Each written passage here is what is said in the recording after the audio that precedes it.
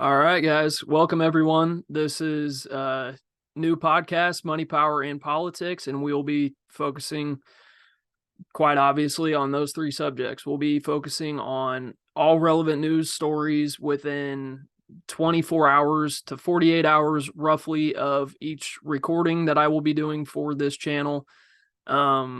I'm hoping to be uploading once every couple of days, but I don't know that will be my schedule for sure as of yet. But it's going to be a little rough around the edges probably at first, just because this is my first video, but we'll just do the best we can. We'll kind of go from there, hopefully make do with what we've got and get better as we go. So without further ado, I'll stop rambling. I'll just kind of jump right into it. We'll break this down into the three categories discussed in the title of the channel: money, power, and politics. Just sort of differentiate the news stories and categorize them in one of those three categories. Sometimes the lines between them can be a little blurred depending on what the topic or what the news article discusses. So I just kind of do my best to put it in which category I think is appropriate. But we will go ahead and start off with the first one. We will be starting off with money. So to start off, if I can screen share this just a second.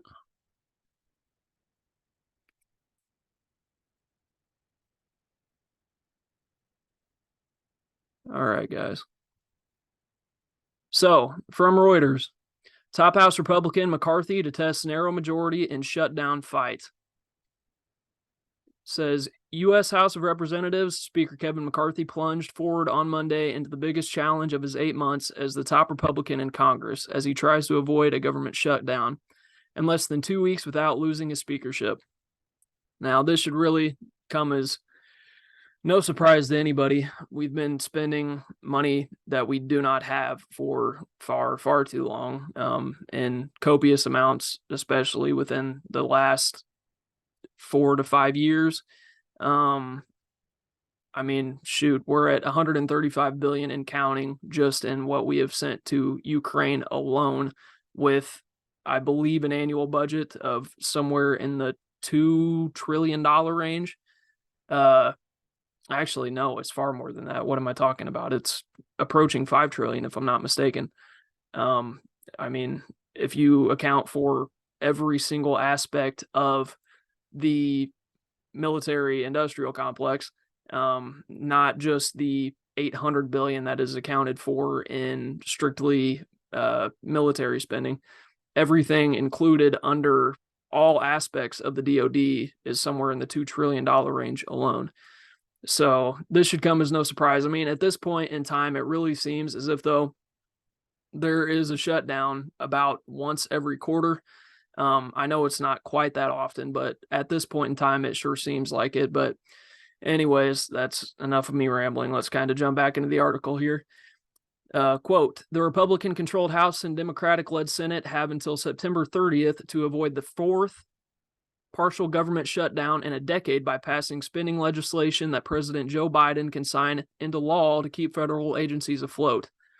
Republicans hold a 221 to 212 majority in the House that leaves McCarthy with little room to maneuver as he contends with opposition to the spending legislation from a small group of hardline conservatives. McCarthy told reporters he would bring 2 spending bills to the House floor for consideration this week, including a short-term stopgap measure to see if they can pass. Quote, I will continue to fight all the way through, said McCarthy, saying that a government shutdown would undermine U.S. security abroad and at the border with Mexico. Now, I find this slightly laughable, and one of the reasons being is that obviously we're at a point in time now where the border crisis is so out of hand, and it's just now getting to the point to where, obviously, as we've been seeing over the last year, roughly, the southern states that have been dealing with this for far too long, whether it be Texas or Arizona, slightly Arizona, but not really. They're not nearly as tough on immigration as Texas is, although I would say that how tough they are is somewhat laughable. I think that Greg Abbott, who, if you don't know, is the governor of Texas, could be doing a much better job than he currently is. Although, it's hard for him to do too much better of a job when you have a Congress that just will not allow too much to pass through. But then again, how much complaining can we really do about Congress not doing much when the people who were elected on their, I guess, promise to do more about border security, all these Republicans that were elected, we now hold a 221, as I just read, majority in the House alone. So the idea that they couldn't do more to help border security is slightly laughable to me. And one of the things that I had noted here was that this is in 2021. The federal government spent $19.9 billion on immigration and border security. That's only 0.3% of all of its spending. That is nothing. It's still $20 billion. I mean, it's not nothing, don't get me wrong. But with the amount of money that we have sent to Ukraine, there should be far more going to border security. And it kind of, I guess, pans back to this idea of what was said about Trump and his sort of outlandish idea to have Mexico pay for the border. Well, he initially, got rid of that idea and said that we might as well start paying for it ourselves, which was likely what he was going to do all along. I mean, let's be honest. And everybody said that we could not spend $50 billion on that wall. Now, I'm not saying that the wall would have done everything, but there have been many, many, many border agents that have said that it would have helped. So I believe personally that we could at least spend a little bit of more money on the border personally. When you have states like New York dealing with this massive influx of migrants, and they're obviously having a very tough time dealing with that now, it's something that we should at least focus on, to say the very least. And, now all of these states that wanted to be sanctuary states, or cities that wanted to be sanctuary cities like NYC, they're all now backtracking on that initial idea. And that's sort of leading into our next topic, I suppose. And that is the migrant taxes for New Yorkers. So we have this story right here off of the New York Post. It says socialists want to hit New Yorkers with new migrant taxes. Quote, socialist state lawmakers are itching to impose new tax increases to cover the ever-increasing cost of migrants in the Big Apple, insisting that forcing New Yorkers to pay even more is the only way out of the mushrooming crisis. Two state senators told the Post that new taxes were on the table when their grassroots cadres have buzzed on social media. Quote, we should increase taxes because it's economically just policy to offset all costs for our state to function, said Senator Julia Salazar. I apologize if I'm not saying that correctly. She's a Democrat from Brooklyn. She also went on to say, I'd say that even if our city and state hadn't seen an increase in migrants seeking asylum, this moment makes it all the more important for the wealthy to pay their fair share of taxes. How many times have we heard that, guys? I'm not saying that the wealthy don't pay their fair share of taxes, because if I am remembering this stat correctly, I believe the top 1% of this nation pays 40% of all income taxes. But there's always going to be a massive portion of taxes that are going to be funneled into offshore accounts, offshore banks, and whether it be, the Virgin Islands, whether it just any of these offshore tax havens that have been set up through, banking houses in places like Vatican City, or rather or not Vatican City, I'm sorry. Well, Vatican City would be correct as well, but the City of London, or the City of London Corporation. I believe as of right now, just through banks that the City of London Corp owns and controls, there was an expert I was listening to the other day say that, and this was an interview from a year or two ago, as he had accounted for, there was somewhere in the range of 50 to 60 trillion dollars in these offshore banks that he had accounted for. And I'm just kind of rambling at this point, but I think that it's kind of idiotic to say that it all comes down to paying more taxes here. And I do not believe that anybody in New York is going to want to pay more money to go towards these migrants. Now, I could be wrong, but I have something to back me up here slightly. Quote, by a 46 to 32% margin, voters said that migrants settling in New York over the last 20 years or so has been a burden, not a benefit to the state. And 58% to 36% of voters in New York have already said that they have already done enough and should try to slow the flow of migrants. And this leads us into our next story. And this was just something that I thought was absolutely ridiculous. Others may think otherwise, but, you know, well, I guess I'll just go ahead and jump into it before I start rambling here. Quote, Adams, and by Adams, they mean Mayor Adams of New York City, weighs plan to set up migrant tents in Central Park and other major green spaces. Quote, Mayor Eric Adams is considering a plan to shelter migrants inside tents in Central Park and other major green public spaces, a move that would place the city's ongoing migrant crisis front and center in the eyes of New Yorkers, as well as state and federal officials, according to two people with knowledge of the discussion. Reports of the plan to shelter migrants in parks come as city officials say they've run out of room in homeless shelters and emergency housing. Since the weekend, scores of mostly male migrants have been camped out and sleeping on the sidewalk outside of Roosevelt Hotel, an intake center in Midtown. Now, that little quote there at the end is something that, you know, gets to me a little bit because it said that they were outside of these hotels. These migrants took up spaces that were originally belonging to veterans. Spaces inside of hotels that originally were spaces that were for certain veterans, I believe homeless veterans, if I'm not mistaken. And these migrants came in and took those. Now, we have to do something with migrants, obviously. I mean, we can't treat them inhumanely. At the very least, we could try busing them back, but these very people that wanted the sanctuary cities in the first place refused to do that.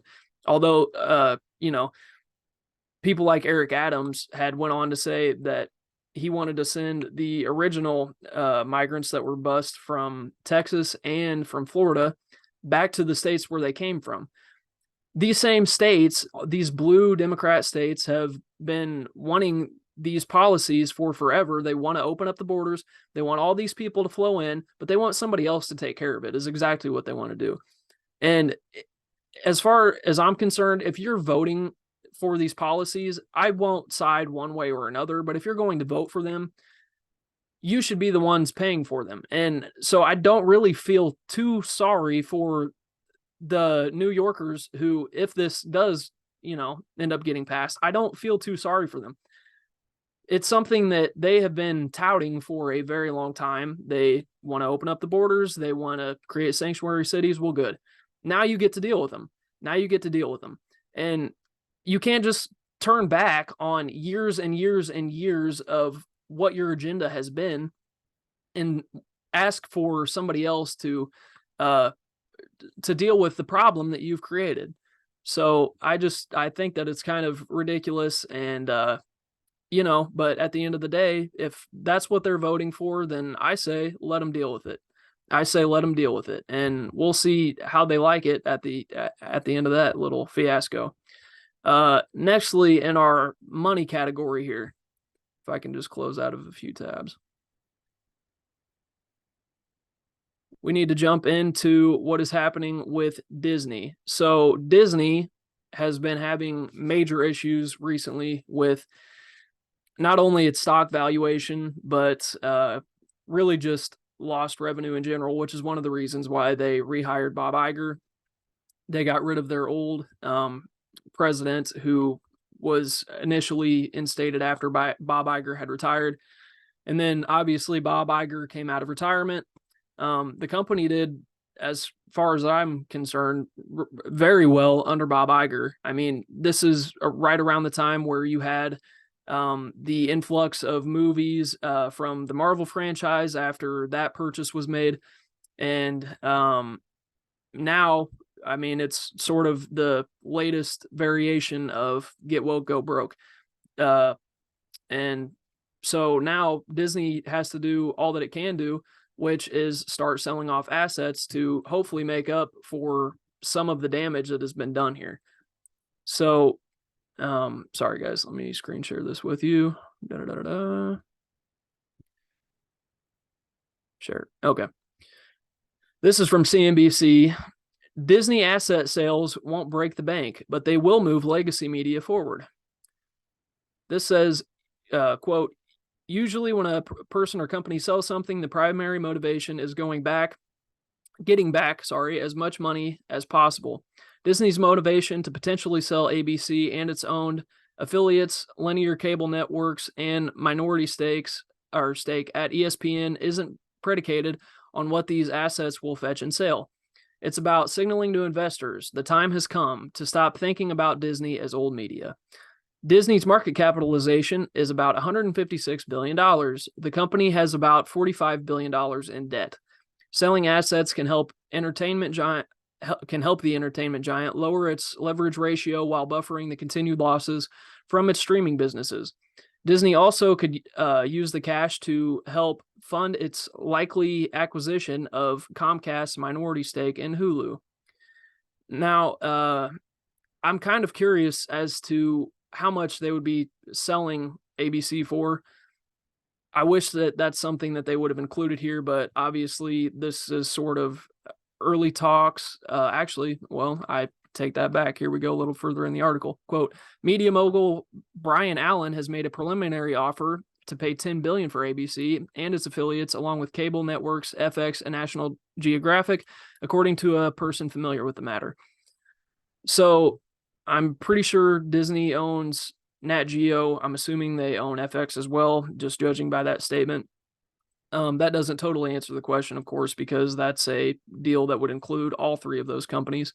But once again, I'd be sort of interested to see what kind of money that they could get out of ABC. It is a massive, massive media giant. They've been around forever. I'm sure that it's going to be no small amount of money, but they're going to need a decent amount of money. And one of the reasons I say that is our next little tidbit of information here. Quote, Disney has lost $172 billion in market cap since 2020, down 22% in the past year, with a stock price high of $113 per share on February 2nd and currently sitting around $82 per share. I was looking at the stock graph a little bit earlier. I went and I scaled it back a year. I apologize for not having that on hand here, but it was interesting to see. It had a relative high just about a year ago, right around, I believe it was $109 a share, tanked down, came back up. I believe this was around the time that Bob Iger was announced to be reinstated as CEO. There was a little more, I suppose, positive sentiment towards what the company could do with Bob Iger back in a position of power, since he did do a phenomenal job as the CEO before he had left years ago. And then it dipped back down again, because even with Bob Iger in this position, I think it comes down to far more than just Bob Iger becoming the CEO. There's many more pieces that have to be moved around in order for this to fully come around to being a win-win in Disney's position. There's many more people, in my opinion, that need to be fired. There's far too many mistakes being made as far as movie choices and things of that nature. This kind of get backs to the idea of the get woke, go broke idea. And what I mean by that is this. This is a news story that I saw earlier that I thought was relatively interesting, and I'll scroll through the majority of it just to get to kind of the real meat of the article, for lack of a better term, if I can find it here.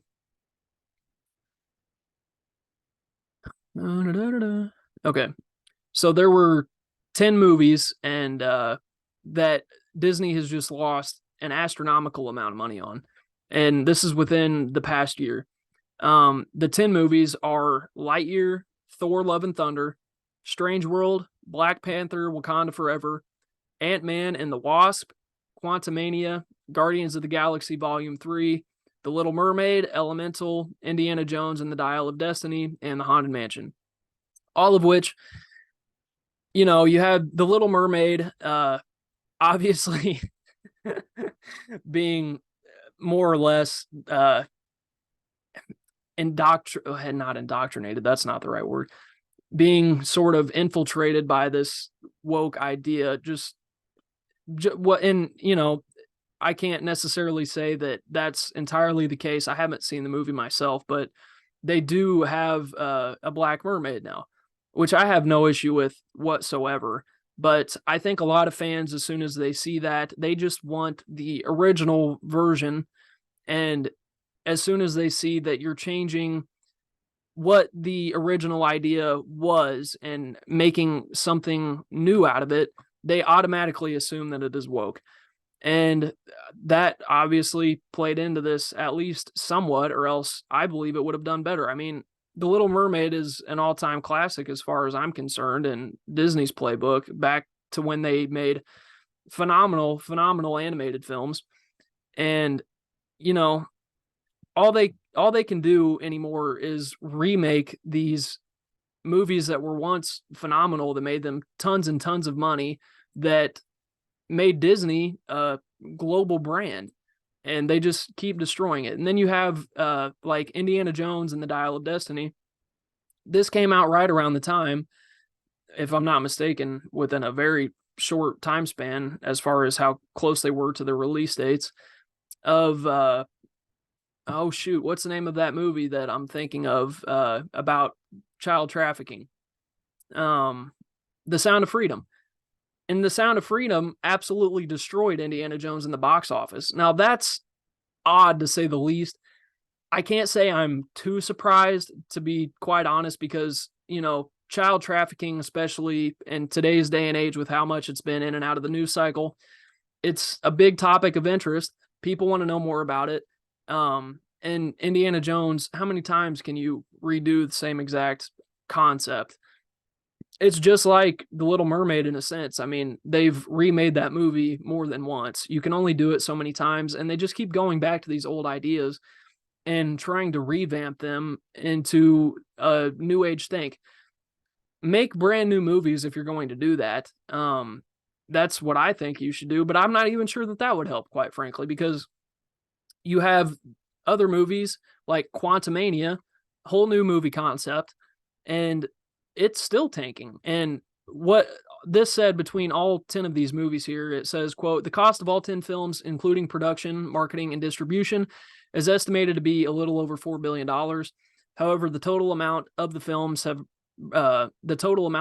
brought in is approximately $2.31 billion, equaling an overall loss of around $1.865 million. They meant to say billion there, though. I'm not sure why they have that incorrect in the article, although this isn't the best website in my opinion, but nevertheless it is correct. I saw it on many other websites, but I kind of wanted an itemized list of the movies that had lost money, and this is what it led me to. But yeah, down $1.85 billion with their last 10 films. And it's going to take a lot more than good films to get Disney back in business, in my opinion. But doing something like selling off assets that are still making money like ABC is what Disney's going to have to start doing here in order to get back in shape. Because, I mean, as we saw before here, their market cap is down $172 billion since 2020. $172 billion. That's astronomical. Now, don't get me wrong. All stocks in the 2020 time span, this is right after that massive boom where you saw all of the influx of federal aid that went to everybody with the stimulus checks and things of that nature. So every single company saw a massive influx of capital because people finally had a bit of extra cash on the side that they could do whatever they wanted to with. And a lot of people invested that. And even if they didn't invest that money still went into the system and pumped up a lot of different companies, most of which were Fortune 500 companies like Walmart, because you had a lot of mom and pop shops that were shut down, and all of that money that should have been flowing into these smaller businesses, these businesses which never really saw any sort of help from anybody, they were just drowned out and all that money went to the top. But what's new? What's new? Absolutely nothing. You just, I hate to say that, but it is what it is. That's exactly how this goes. All this extra money gets pumped into the system, and they say that it's for the benefit of the little guys like you and me, and it absolutely never is. And we'll jump right into our next story here. This isn't something I have a whole lot on, but I did think that it was interesting nevertheless. I don't know why it's not automatically pulled up here, so give me just a second. But the story here is about how California is now suing big oil companies because of what they say is ages of deception. I will get you guys pulled up here in just a second. I'm sorry.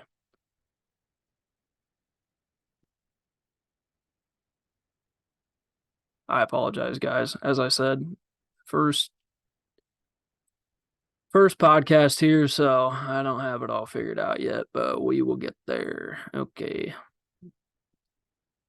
Boom. Now we're in business. As long as it doesn't kick me out, but it might. California sues giant oil company citing decades of deception. Launching one of them wants me to pay for that subscription. Go figure. It's okay. We'll just pull up another source here instead of the New York Times because it wants me to pay for a subscription and I'm broke. So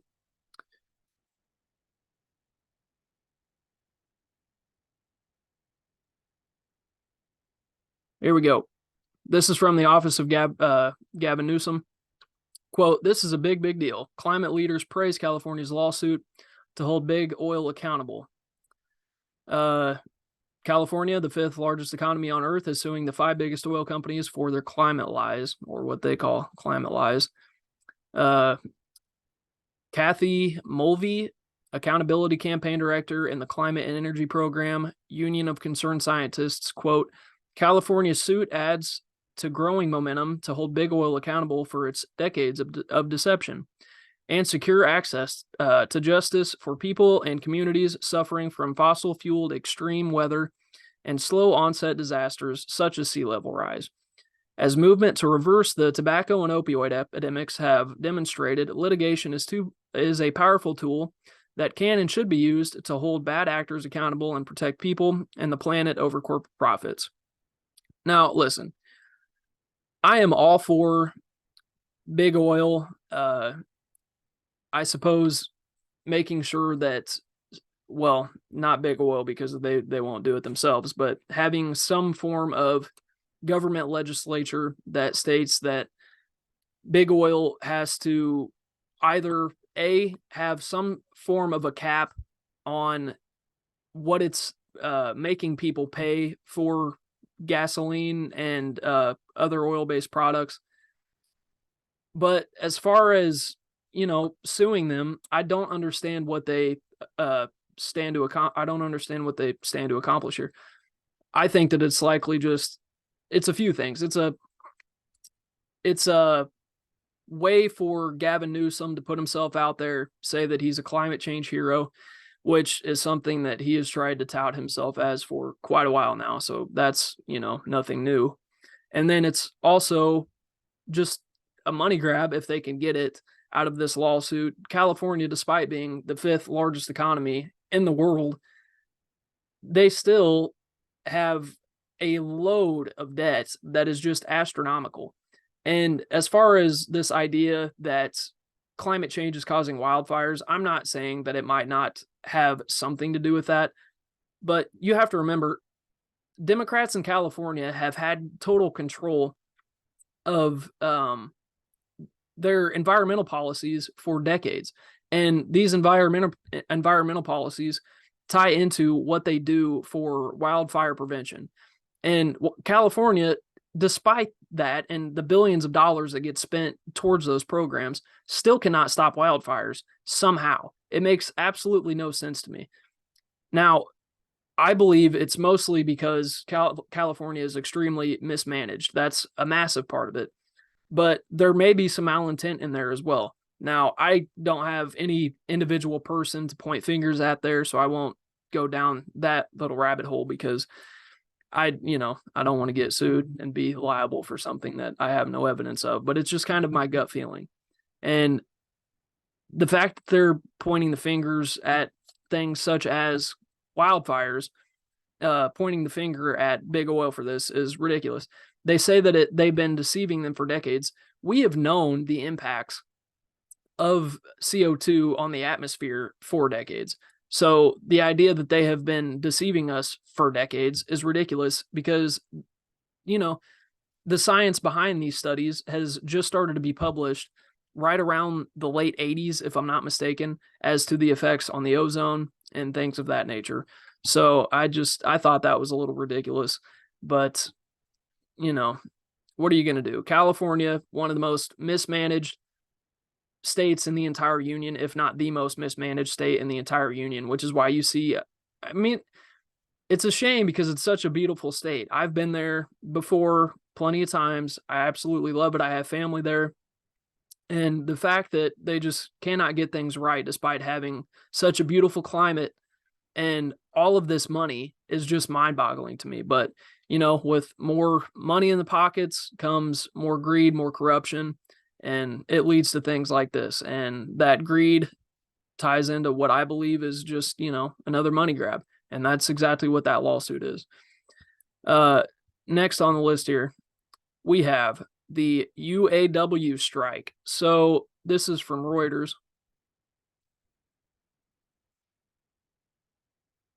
UAW to strike at more U.S. auto plants if no progress is made by Friday. It says, the United Auto Workers Union said it would announce on Friday more plants to strike if no serious progress was made in talks with Ford, General Motors, and Chrysler parent Stellantis, I believe, adding to pressure on the Detroit 3 automakers. Ford also faces a total strike at its smaller Canadian operations if no agreement is reached on Monday evening, with the union representing about 5,600 Canadian auto workers, just days after the workers at one of its plants walked out. And then I'm not sure if it said, there's something, I believe, like 10,000 currently people that are already on strike in the United States at the manufacturing plants here. So what they're basically threatening is that an additional 5,600 Canadian auto workers will walk out if their demands are not met. I found it a little odd that a lot of these articles weren't discussing just what their demands were, although I took the time to find out exactly what that was. And we have that right here, maybe.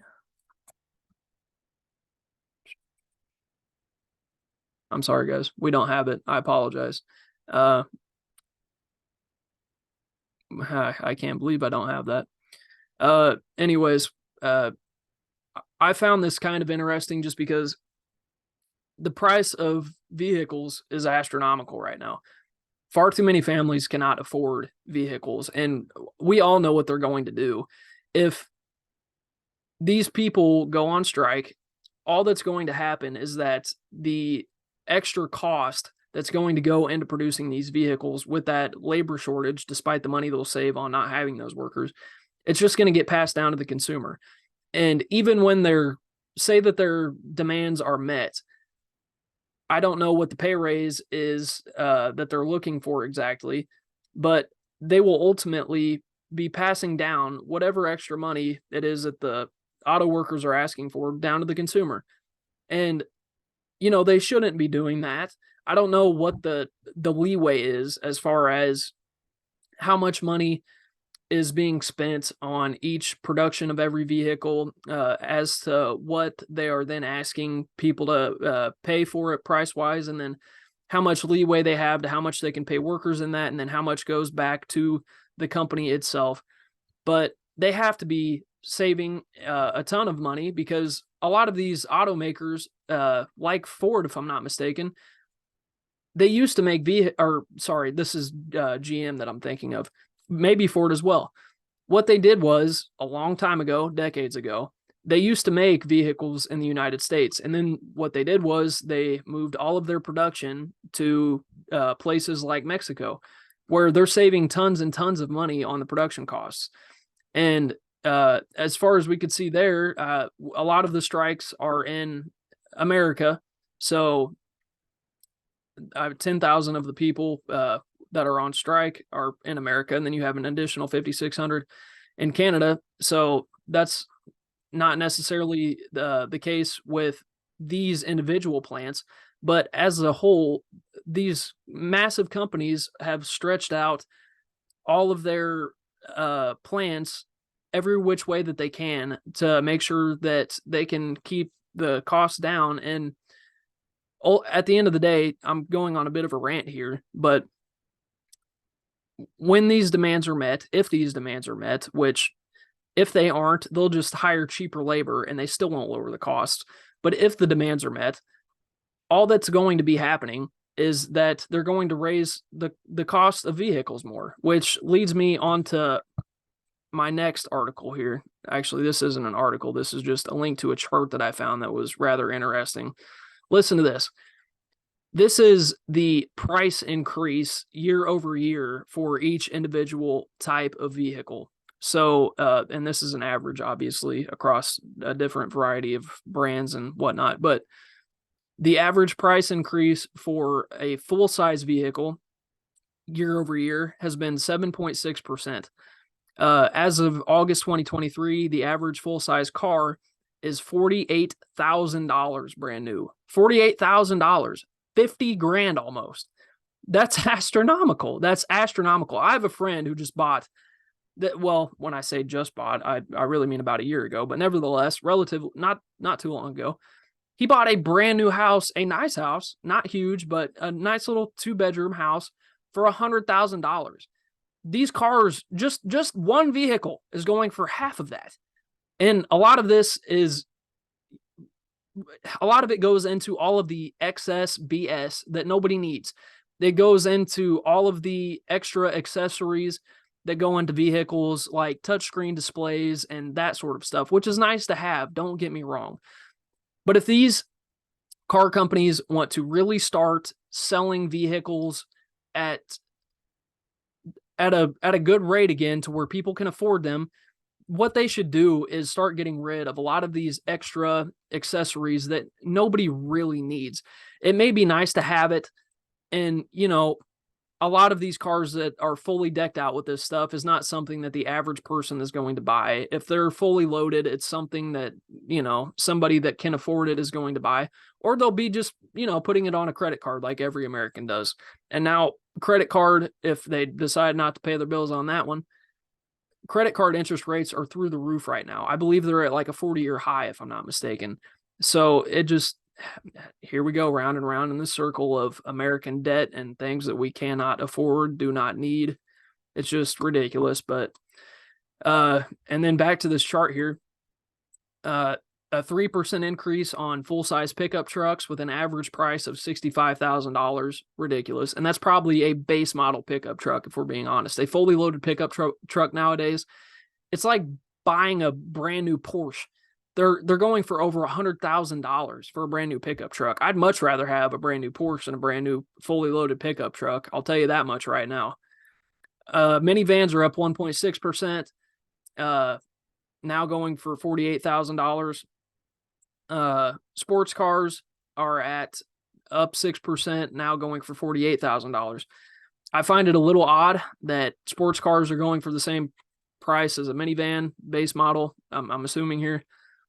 And then it's rather funny to me just how the percent increase in the cost of all of these things ties into the make that they are.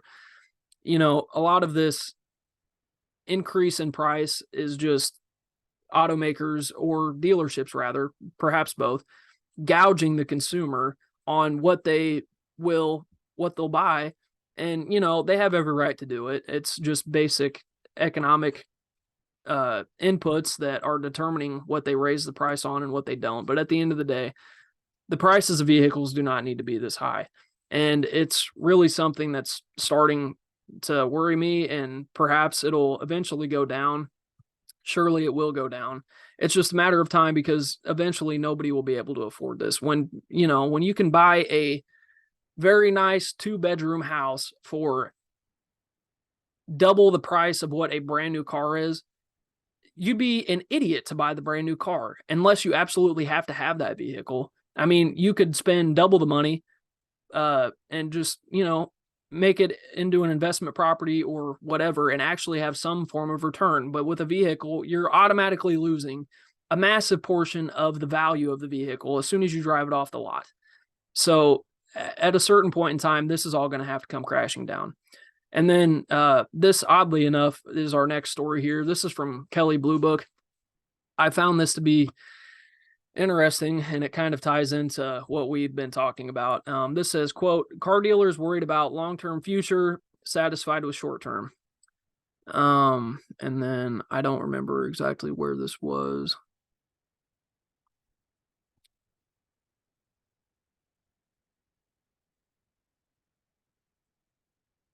You know what? I think I just had that sort of for the article. It's the title of the article itself. Car dealers worried about long-term future, satisfied with short-term. And I would be too. Because long-term, if price increases continue to go up the way that they have been, I don't see how anybody could possibly afford vehicles at this rate. It's just absolutely astronomical. It's ridiculous. And we do have one more story here. This is from The Guardian.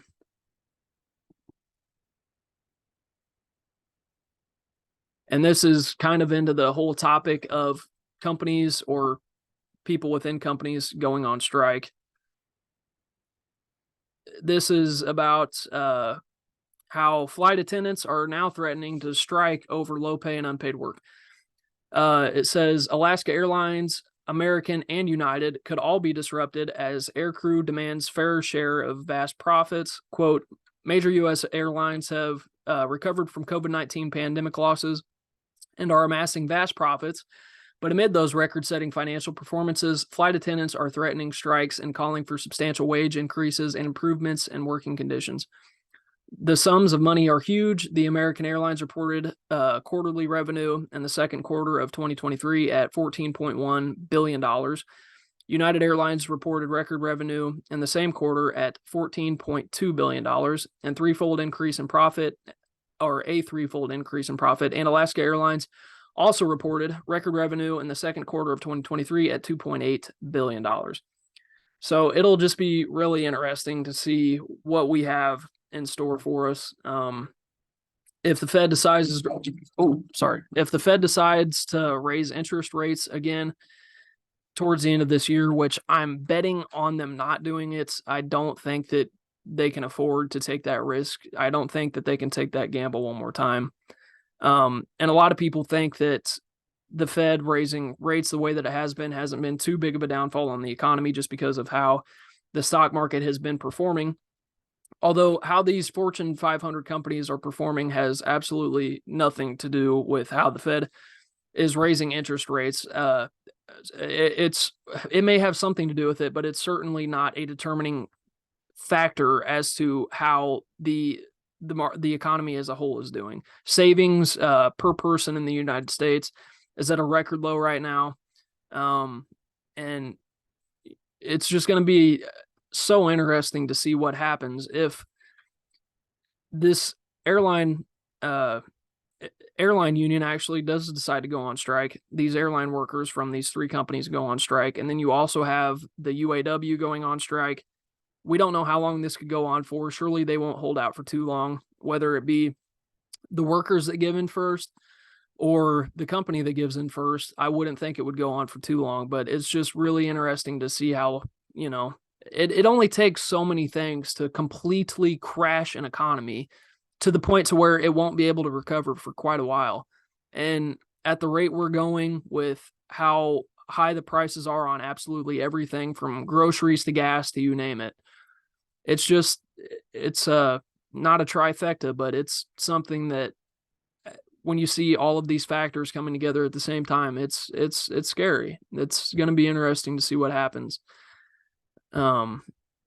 And then this is sort of our last topic on the money portion of things here.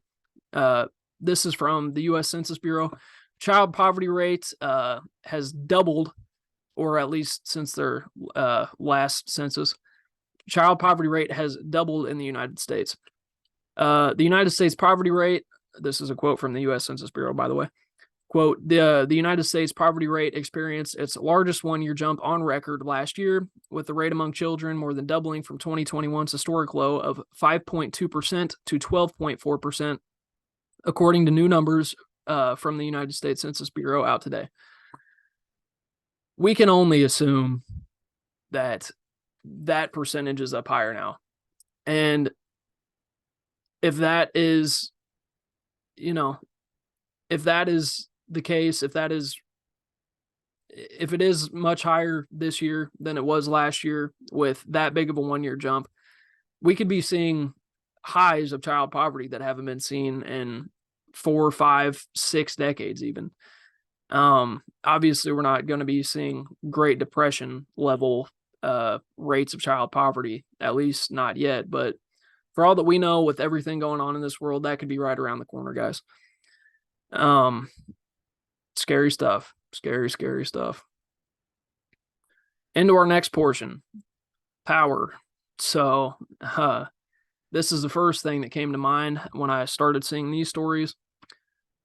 Mike Pence has now argued that we need to be sending U.S. troops to Ukraine. This is an article that we have here from NTD. I'm not sure what NTD is exactly. Never heard of the organization. I apologize to NTD for that, but it's the first article that popped up, so that's what we're going with. Quote, Mike Pence says U.S. troops may have to fight if Ukraine does not repel Russia. Quote, former Vice President Mike Pence warned this week that if Russian forces are not repelled in Ukraine, U.S. military service members may have to step up to the fight. Sorry. Quote, I'm convinced that if the Ukrainian army doesn't stop and repel that Russian invasion, it's not going to be long before that Russian army crosses the border, that our men and women in uniform are going to have to go and fight under our NATO treaty, Mr. Pence said during a town hall style interview with News Nation on Wednesday. I truly believe it.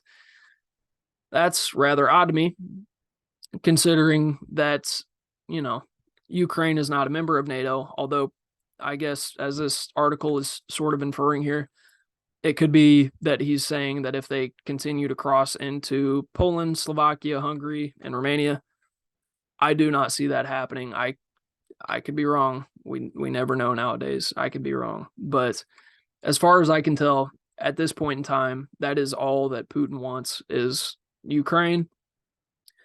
And with the way that things are going, we may just have to let him have it. We may have to. Especially when you start to look at some of these statistics here. Quote, earlier this year, it was estimated that between 9,000 to 16,000 civilians, just civilians, have been killed in the war in Ukraine, with the total death toll reaching upwards of 354,000, according to Reuters. Do we really want to send our troops to go fight that fight? Do we really? I don't want to. I'm quite positive that at least half the country at this point in time does not want that to happen. I could be wrong, but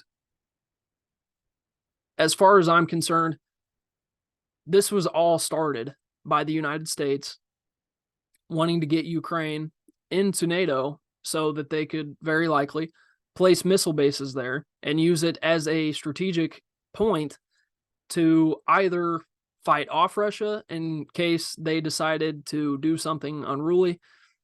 But perhaps that's not the case at all. As far as I can tell, the UN has had some form of policy to take over every single Western country and move eastward for decades at this point. For decades. And I don't see... I personally, I don't see Russia stopping just at where they're currently being held in Ukraine. if Trump were to go into office tomorrow, the land that they've taken, they're going to want all of that land back. They're not going to say, okay, we'll just stay right here where we're at. We won't advance any farther. I think personally that Russia has no choice but to take all of it back. And if the United States is actually going to start sending troops here, it gets us into really shady territory, because at what point is Putin's back up against the wall? At what point is that going to happen for Putin? Or at least at what point is he going to feel as if though his back's against the wall? Because he does have nuclear warheads. He has the second largest stockpile of nuclear warheads on Earth. And sure, this may not have been Russia's best fight, but historically, this is how they have fought every war since World War II, and they've been a force to be reckoned with.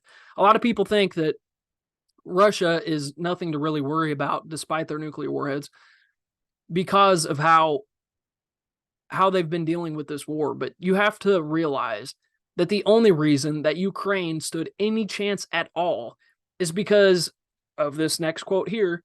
They have received $135 billion in Ukraine as of August 5th of this year. $135 billion. And they're not just receiving those funds. They're also, part of those funds anyways, are going towards state-of-the-art weapons that the United States has. These are weapons that Ukraine never had before this war started. They never would have got their hands on had this war not started. They would have never had the funds to fight this war had America not jumped into the mix, and not to mention the fact that the United States is undoubtedly giving them immense amounts of intelligence through our spy planes and likely satellites and things of that nature, whether it be hacking into sat phone calls, whether it be having access to computers in Russian government buildings, etc., etc., etc. The United States undoubtedly has been feeding them priceless intelligence this entire time that has helped aid them in the war. And so to act as if though Russia is no threat to us whatsoever, the Ukrainian troops, well, not all of them, but a good portion of them, have got at least some form of westernized, Americanized military training to fight this war, on top of the $135 billion, on top of the state-of-the-art weapons. And Russia is still fending them off, and as far as I can tell, they are winning. They are winning. If they weren't winning, Mike Pence would not be saying that we may have to send U.S. troops there. I say, at this point in time, let Russia take it. But the people that we have in power will not let that happen. They'll never let that happen, because there's too much money to be made in the military-industrial complex that puts billions and billions of dollars into all of their pockets, whether all the way through the House, all the way through the Senate. Surely not every single person in an elected spot in Congress is receiving these types of funds, but I believe the vast majority are. And, even after they're long gone, the industrial complex will still have bureaucrats that have been in these positions of power for decades that are waiting to make deals or waiting to continue the policies that they've had in place for forever in the interest of these massive companies, whether it be Raytheon, whether it be Halliburton, whether it be Lockheed, whether it be Boeing, et cetera, et cetera, et cetera, et cetera. And I just say, stop it now. Just stop it now. I hope somebody is willing to make a deal. I'm almost positive Biden is not, but I really hope that somebody is willing to make a deal here, because how many people are we willing to lose? How much money are we willing to spend? How many weapons are we willing to give up? Because all we're doing is depleting our own stockpile here, while making a select handful of people filthy, filthy rich. That is all that we're doing. And then I did have another article from the Hill here. I don't remember exactly. Oh, this is what it was. Just a slight update on the war in Ukraine. GOP senators asking Biden to provide Ukraine with missiles needed to win the war. It just goes on to say Tom Cotton and I believe 4 other senators wrote a letter stating that wrote a letter to Biden stating that they needed state-of-the-art missiles. You know, if their end goal is to win the war, sure, they need the missiles, but at what cost? We have to be asking that, at what cost? So, anyways, on to our next topic here. There was an armed man at an RFK event. This one was kind of interesting. They know who the man was. Whether or not it was a huge threat, I'm not entirely sure. I don't have every last bit of info on it. It said that it was a man, this is according to ABC, by the way, a man named Adrian Paul Ospero, age 44, was identified Saturday as a suspect, according to booking details reviewed by ABC News. Ospero is currently being held in Los Angeles on a $35,000 bail for a felony charge of carrying a concealed weapon. If I read this correctly, this is not in this news article. This was a federal agent. I could have that wrong. I believe he was a federal agent. He had a federal ID. He had some form of job with the U.S. government. I find it very odd if this was actually something that some form of plot against RFK Jr. I highly doubt it. I don't know why it would have been someone with immediately identifiable ties to the U.S. government there. I don't believe that they found him doing anything wrong per se, just that he had a gun in LA, which is a huge no-no. God forbid you have a gun in Los Angeles. God forbid, even though it's his constitutional right, although he was concealing it, which is a whole nother story. If this was something that included malintent, I believe that it would have likely been carried out by somebody who did not have a federal ID on them and was easily identifiable. It would have likely been a patsy, just like Oswald and that whole conspiracy that went on with killing his uncle, JFK. So I just thought that was interesting there. I don't believe there's a whole much more to learn there, but in this crazy world, who knows nowadays? Next, we have SBF blames his girlfriend for the FTX failure. This, I didn't have too much to add on either. I did think it was kind of interesting, nevertheless.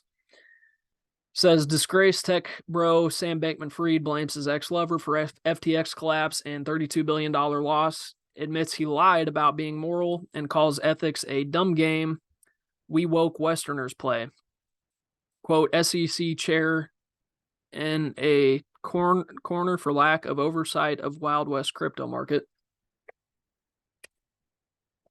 It says his on and off lover, Caroline Ellison, age 28, served as CEO of FTX owner's crypto trading house, Alameda.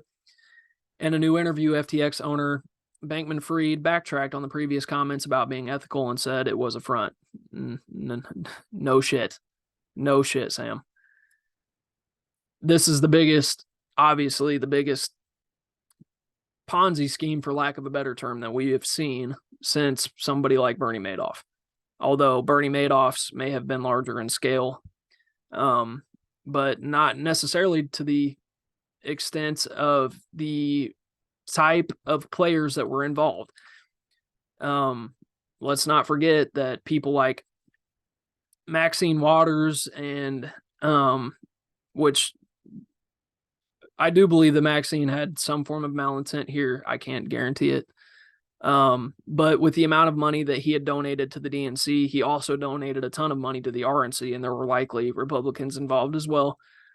You had too many high-level people like Tom Brady doing commercials for FTX for there not to be some shady stuff going on. I'm not saying that Brady had anything to do with it per se. He likely did not know what he was advertising, given that he is just a football player.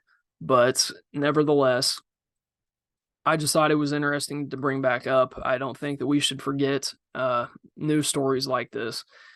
Not when there's $32 billion that was stolen from people. It was stolen from people in a massive, massive scam. And I think that it's kind of odd that he is now blaming his girlfriend, but I'm sure she had some part to play in it. How much of a part she had to play in it, I don't know. We likely will not know. There's been too much done to cover up this story as a whole because of all the money that was donated to politicians in positions of power. They'll do a lot to cover the story up. As long as that money is flowing right back into the coffers of the RNC or the DNC, as long as it's making sure that people in government are getting elected, they'll do everything in their power to make sure that these type of stories get silenced. SBF got off on a lot of his charges, perhaps all of them. I'm not sure. I haven't looked too far into that lately, but he got off on a lot of his charges after stealing $32 billion and hiding them in offshore accounts. Absolutely unbelievable. Unbelievable stuff.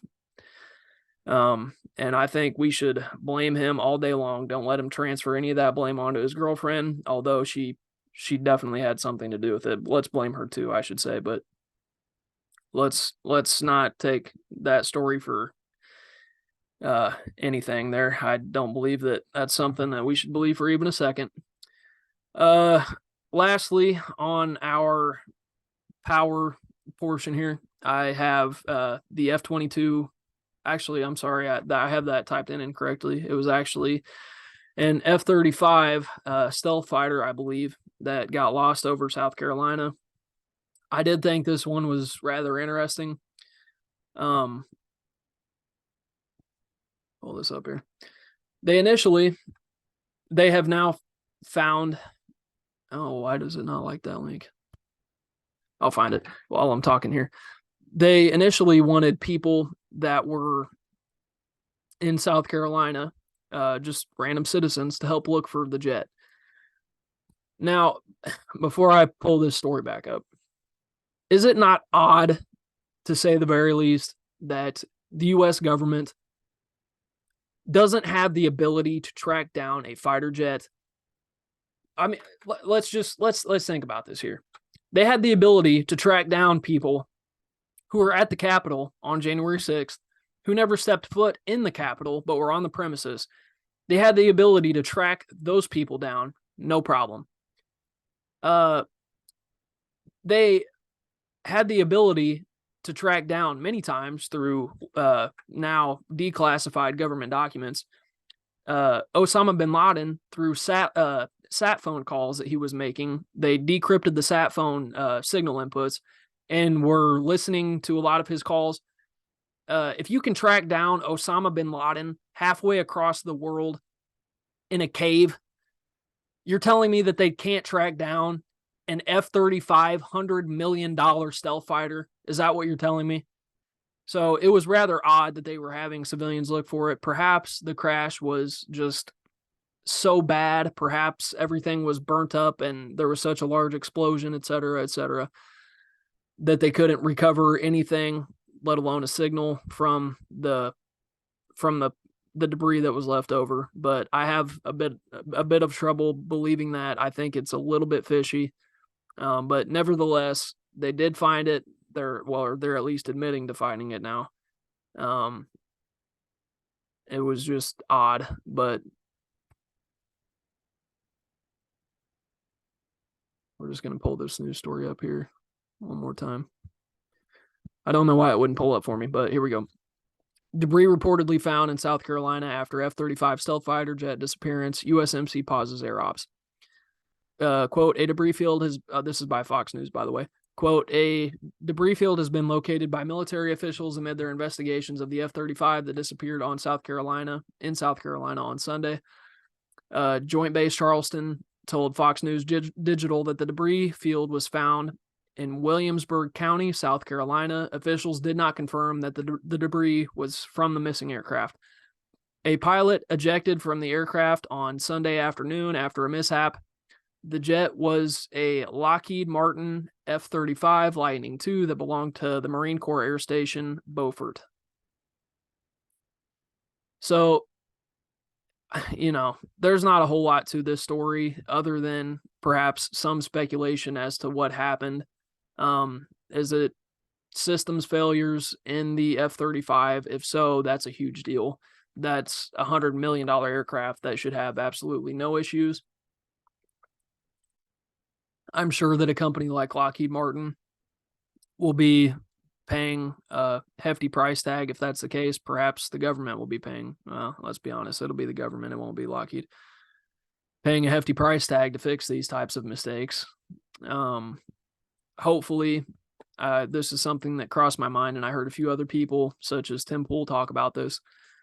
Hopefully, it isn't anything, any form of malintent. We do have a war going on with Russia. It may be a proxy war at this point, but with talks ramping up of sending U.S. troops to Ukraine, we have to at least leave open the possibility that there could be some form of malintent here, whether it be some form of overseas software hack into vital infrastructure and equipment.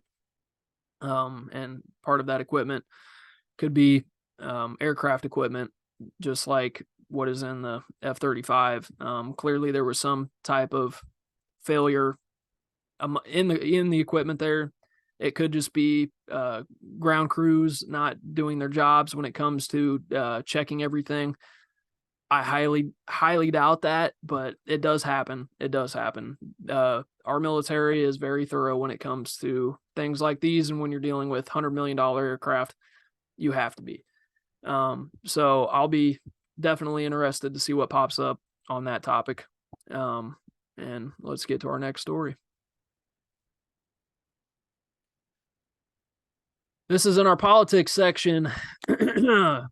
Trump has announced a special counsel for J6ers. This is from the Gateway Pundit. Says, quote, "The political repression is immoral, it is un-American, and it's very dangerous.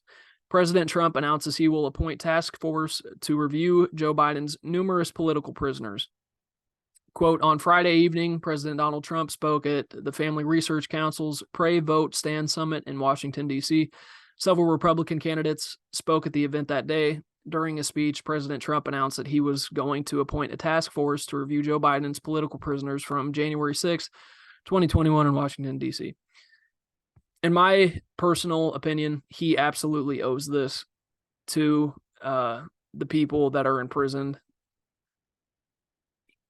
Whether or not he incited that, he had something to do with the motivation that went into people feeling the need to do that.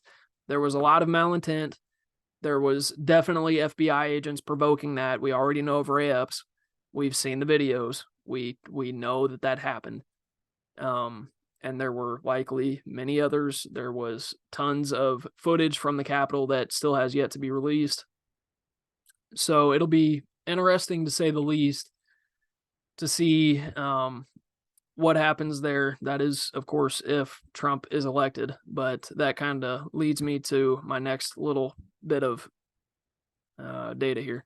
According to Axios, by the numbers,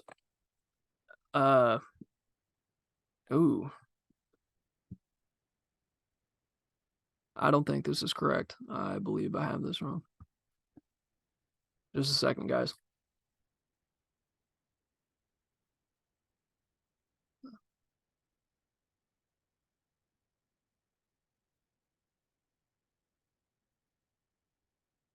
Okay, it is correct. I apologize there. Sorry for that delay.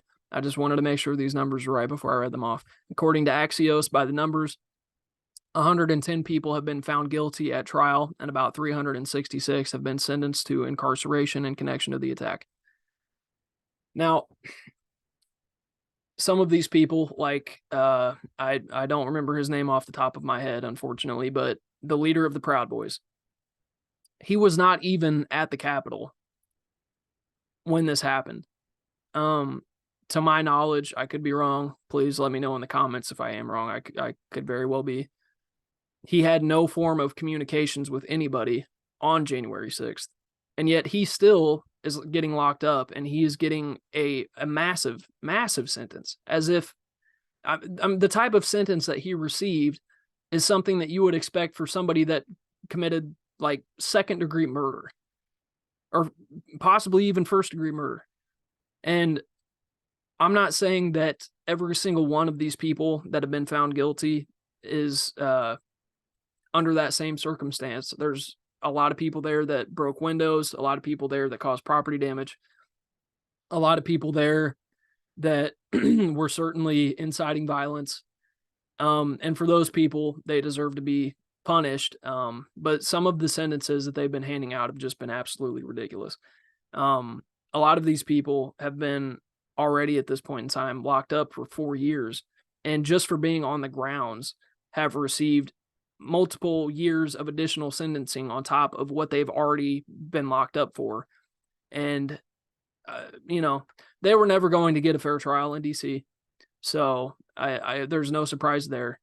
And then I read the first part there, 110 people have been found guilty and about 366 have been sentenced to incarceration in connection to the attack. Whether or not they're actually charged is one thing. Although I would not be surprised if every last one of them is. I would not be surprised. And I am positive that every last one of these 400 and some odd people do not deserve to be there, or at the very least do not deserve the sentencing that they have received. And for that, Trump owes them a pardon. And he announced that he's going to be doing that. So we'll see. If he gets elected, that is the first thing that the Republican Party should be holding him accountable towards, is making sure that the people who do not deserve to be locked up are freed. Next on the list, Lauren Boebert and the Democrat bar owner. This one was interesting. I'm not going to go too deep into it. I'm going to give just a bit of my opinion because there's not a whole lot here. But I'm going to play a short little YouTube video just because I thought that this was kind of interesting and added to the context. Right after this ad, of course. She was clearly drunk.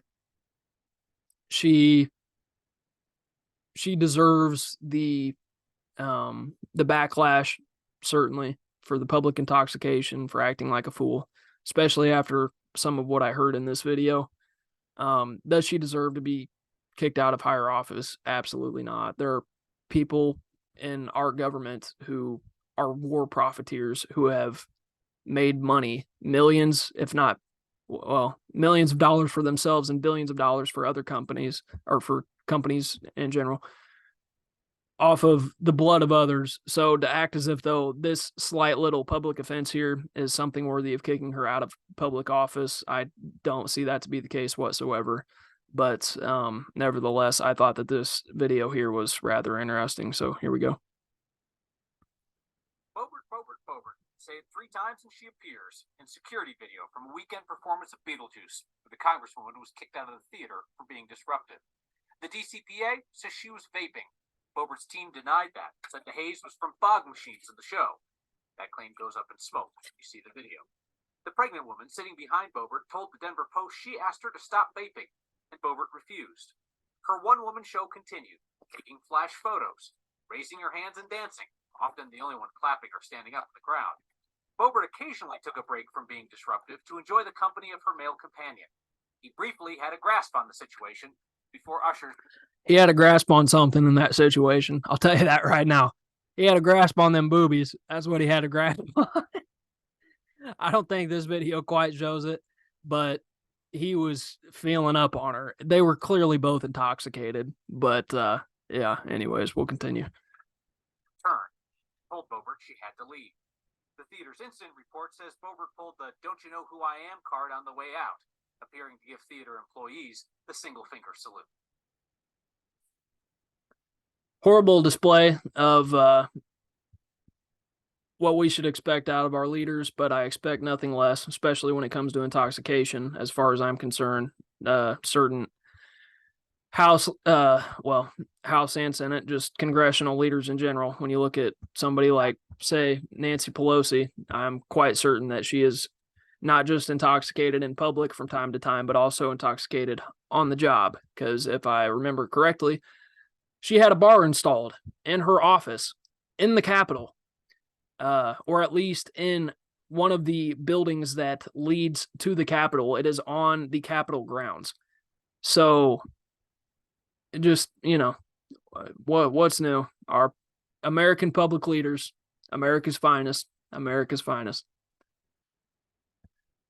What do we got next? Ken Paxton. So Ken Paxton was acquitted on, and I should preface this.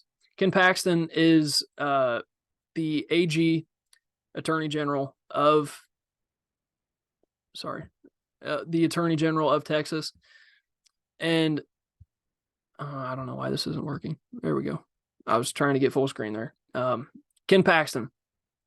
Ken Paxton is the AG of Texas.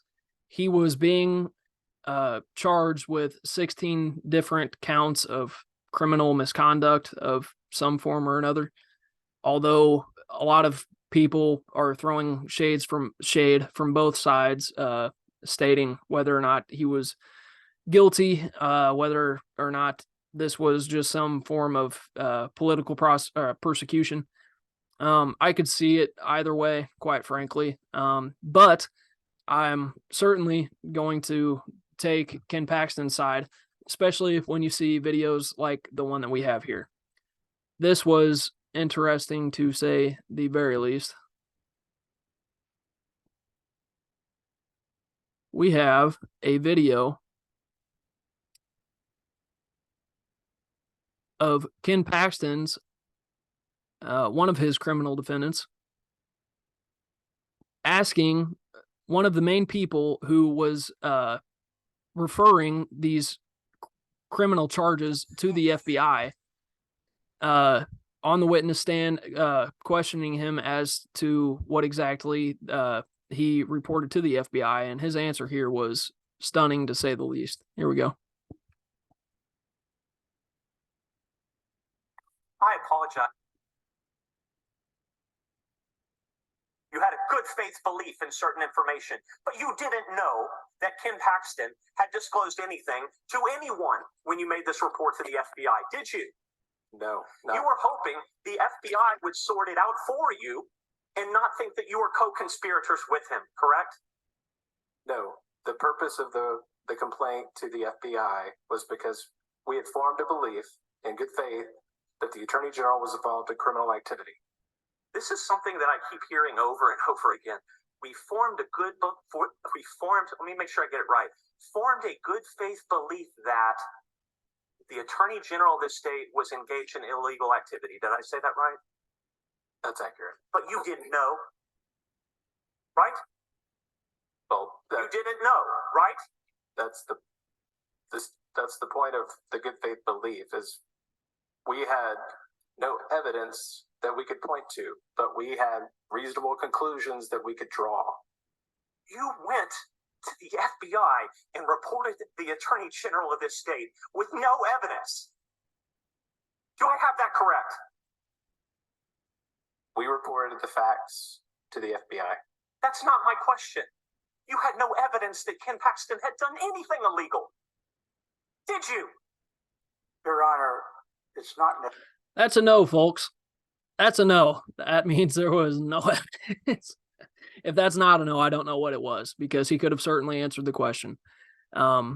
So, like I said, he's been acquitted. Although we do have a report from the New York Times here.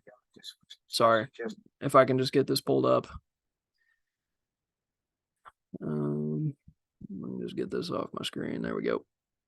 We have a report from the New York Times stating that there still are some charges on the table in regards to Ken Paxton. Hopefully this time around they actually have evidence, because if they don't, it is just more evidence of political persecution in this country, and that is the last thing that we need. But Here we go. New York Times. Acquitted by the Texas Senate, Ken Paxton still faces legal problems. The state Senate acquitted the Attorney General on charges of corruption and abuse of office, but he still faces trial on securities fraud exchange or charges and a federal corruption investigation. But legal experts said that after the Senate acquittal, Mr. Paxton could face more serious legal threat by the pending Justice Department investigation. State prosecutors said in February that the department is looking into allegations made by the whistleblowers that Mr. Paxton extended unusual help from his office to benefit a political donor, Nate Paul, an Austin real estate investor, and that Mr. Paul had paid for renovations to his house and employed a woman he was having an affair with. If these are the same, the same whistleblowers as who they just had on the stand there, which I'm guessing they are, I don't know. If they are the same people, throw these out. Throw these charges out. If they have more actually something to stick here, then I'd like to see it through. But if it looks anything like what I just saw right there with that trial, get rid of it. It's absolutely ridiculous. All right. We don't have too much more left here, guys. This I thought was kind of interesting. Kennedy, and by Kennedy, I mean RFK Jr., he had a, quote, election integrity plan for IDing voters. I thought it was interesting just because, as this little stat I have here from NPR, not much of a stat, I think it's an estimate more than anything, says, according to NPR, millions of Americans don't have a photo ID. I think that you could likely find a different stat depending on where you were looking at for your sources. I don't know who has the correct answer there. I'm sure that there's quite a few people in this country without a photo ID, whether it be 2 million, whether it be 10, whether it be 20. That would likely depend on the source that you're getting that from. But he did have an interesting take on this. I don't think I'm going to play the video, actually, because it was rather lengthy. It was about 6 minutes. I'll just kind of give you the gist of it here. What he said is that when he becomes president, he wants to make it to where every single person in the United States, despite children, I would assume, is going to be given a free passport. I'm okay with this. I don't want some new form of federal ID being handed out. But if it's strictly going to be a passport, fine.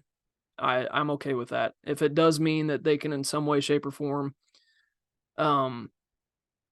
make it to where our elections can be safer and everybody and nobody can have an excuse as to why they have to have mail-in ballots and that sort of thing, I'm all on board. Whether I mean, Kennedy's, let's be honest, he's not going to make it to office at this point. He's going to have to do far, far better. I do think that he's an interesting candidate. Not my first pick, but certainly not my last either. So it's a good idea. I would like to see that sort of an idea passed on to whoever the winner of the election is going to be. If it's somebody like Joe Biden, I don't think we can count on that one bit.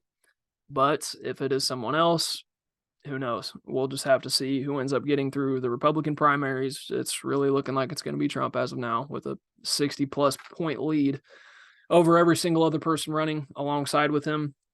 I did have a bit of a side note here in regards to the photo IDs. When I first saw it, my initial thought was, I can't believe that Kennedy is doing this just because there's so many Democrats that are against having a photo ID to vote with. They're against the idea of enforcing that law, I should say. But I thought it was cool how he then went on to explain how he thinks that the government should pay for it. That's a lot of money, but $65 a passport times, let's say, 230 million adults in the U.S. That is if they don't do every citizen, although they could. I doubt it. So, 200 million people times 65, you're spending quite a few $1 billion, although a lot of people already have passports. So it won't be that the total number of adults in the country. But nevertheless, hey, when you're spending $135 billion on Ukraine, surely we can spare a few free passports in this country to make sure that our elections are going to be fair. So I did think that was an interesting recommendation from RFK, and I'm interested to see what he ends up doing before this whole process is said and done. And lastly, guys, it's been a good episode so far. I don't know how long we've been going at this point. I think we've been going close to an hour and a half, maybe 2 hours at this point. I lost track of time. Just one more left here, and I'll leave you guys alone. It says, okay, I'm not sharing my screen yet. New Mexico governor folds on gun ban. Now, I didn't think that was necessarily an accurate title for. This was a title that I saw from a relatively biased Republican news outlet. So as far as I could tell, that wasn't really the case. But that is what one news outlet had said. But let me pull this up here from the NRA. And let me share my screen with you, if I can. There we go. Okay, guys. Update. This is from the NRA. New Mexico governor's unconstitutional carry ban temporarily halted. NRA files suit. Quote, on September 8th, New Mexico Governor Michelle Grisham, not sure how to pronounce that, Democrat, obviously, surprised her political opponents and allies when the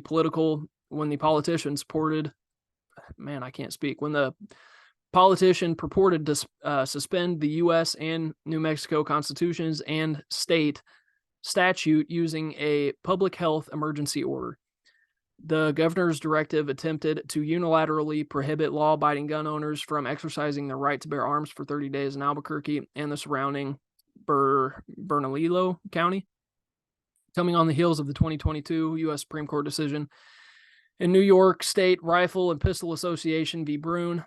Some of those tasked with enforcing governor's edicts immediately recognized the improper measure as illegitimate and refused to enforce or defend it. Now, I forgot all about that New York lawsuits until I read this article. It's a very, very good point. I don't see there's a very good reason why the AG of New Mexico decided not to side with the governor here. The Constitution says clear as day, shall not be infringed, although the Supreme Court has had no issue with infringing on different aspects of the Second Amendment. But when it comes down to something like outright banning guns in a emergency order, regardless of what the time on that emergency order is, just a few short days, it doesn't matter. It doesn't matter what you consider an emergency, because it wasn't really an emergency to begin with, as far as I'm concerned, or as if I remember correctly. New Mexico had something like 15 murders total with guns within the last year. So if I have that correct, I believe I do. If 15 murders somehow legitimizes a emergency order to get rid of all guns, then for the love of Christ, Chicago ought to have the National Guard storming that place like the beaches of Normandy. So it's obviously at this, it's just nonsense. It says shall not be infringed, people. It shall not be infringed. But at the end of the day, our Supreme Court and previous Supreme Courts have had no issue banning things, or at least not speaking on the banning of things, such as bump stocks, or they've had no problem holding up statutes like the NFA, which in my view is unconstitutional. But I was very glad to see the Supreme Court strike down that previous New York lawsuit regarding rifles and pistols last year. And as far as I can tell, with the amount of conservative justices that are on the court as of right now, it's very likely to be the exact same outcome when this is all said and done, if it does have to go to the Supreme Court. But considering that even the AG of New Mexico is not going to back up the governor here, I doubt that it ever goes that far. She's already backtracking. I saw another article earlier stating that she was going to redirect the emergency order to where you could no longer carry in, I believe, public parks and maybe one other place. I don't remember what the other one was, but it was public parks and somewhere else. It doesn't matter at the end of the day. She's just backtracking now because she feels like she's been backed into a corner and she's trying to somewhat legitimize her position. She's incorrect. And I hope that this is entirely strike down as soon as possible. So with that being said, we are at the end of our podcast here. First podcast this channel's ever done. I can't believe I got through that with as few issues as I did, although there were a few. If you guys liked this type of content, please like, comment, subscribe. Please comment, leave me anything at all. If you had something good to say, let me know in the comments. If you want to bash me over something, I don't care, guys. Leave it in the comments. If you want to correct me on something that I said that was incorrect, leave it in the comments.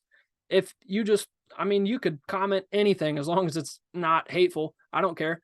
Maybe even you want to leave something hateful. Screw it, leave it in the comments. It'll boost this video up in the YouTube views and the algorithm, and hopefully on other platforms that this will eventually be posted to. Please subscribe if you guys like this whatsoever. I'm going to be continuing to do this, hopefully once every other day, maybe even get it to the point to where it's once every day. As of right now, I'm going to be doing Mondays, Wednesdays, well, at least recording on Mondays, Wednesdays, Fridays, Sundays, and then we'll start that whole cycle over again the week after that. So please like, comment, subscribe. This has been phenomenal. I hope that you guys enjoyed this as much as I did. I've been going through a whole bottle of water at this point, although it's coming up crazy on my green screen there. And yeah, that has been our first episode of Money, Power, and Politics. If you guys watched this on my very first episode ever, thank you very much. If you stayed your whole way through to this, thank you very much. I cannot thank you enough. And it's we're going nowhere but up from here, people. So I will see you next time. Thank you very much. All right, everybody. Bye-bye.